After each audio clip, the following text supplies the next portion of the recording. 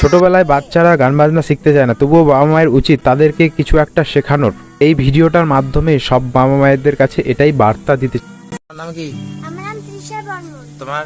অঙ্কুশ বর্মন। তোমার? ময়না বর্মন। আজকে আমাদের গানের ক্লাসের দ্বিতীয় দিন। না, সবাই মিলে একবার সারেগামা। ঠিক আছে।